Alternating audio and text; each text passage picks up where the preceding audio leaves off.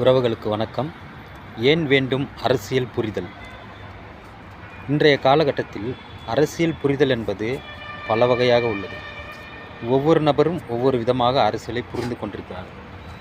என்னை பொறுத்தவரை எனக்கு என் மனதிற்குட்பட்டு 50% மேற்பட்டோர் அரசியல் விழிப்புணர்வு, அரசியல் புரிதல் என்பது இல்லாமல் இருக்கிறார்கள் என்பது எனது கூற்று.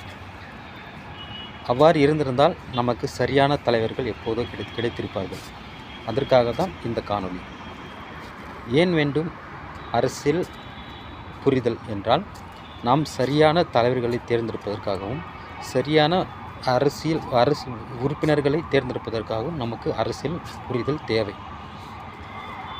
அந்த அரசியல் புரிதல் என்பது பல வகைப்படும். முன்பே கூறினேன் அல்லவா, அது என்னவென்றால், ஒருவர் கூறுகிறார், காசை வைத்து ஓட்டுக்கு காசை கொடுத்து மீண்டும் அவர்களெல்லாம் வாக்கை பெற்று திரும்பவும் சம்பாதிப்பது, பல மடங்காக சம்பாதிப்பது தான் அரசியல் என்று ஒருவர் நினைத்து கொண்டிருக்கிறார்.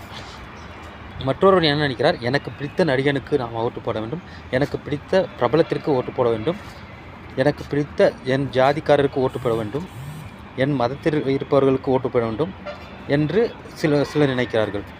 அது அல்ல அரசியல். அரசியல் என்பது அனைத்து மக்களுக்கும், அனைத்து உயிர்களுக்கும், நம் இயற்கைக்கும் ஆன ஒரு திட்டங்களை வகுத்து அதை செய்வது தான் உண்மையான அரசியல். அதை யார் செய்கிறார்களோ அவர்களை தேர்ந்தெடுத்ததான் நல்ல ஒரு அரசாக இருக்கும். அப்படி தான் நாம் செய்ய வேண்டும். அதுதான் அது சரியான அரசியல் புரிதல். இப்போது உள்ள காலகட்டத்தில் அரசியல் என்பது ஒரு வியாபாரமாகத்தான் உள்ளது. அது எல்லாருக்கும் தெரியும். ஆனால் அதை மக்கள் தெரிந்தும் அது அப்படி தான் இருக்கும், அதை மாற்ற முடியாது என்று நினைக்கிறார்கள். அதுதான் இன்றைய சாபக்கேடு. ஏனென்றால் அவர்கள் அதுடன் ஒத்துழைத்து வாழ கற்றுக்கொண்டனர்.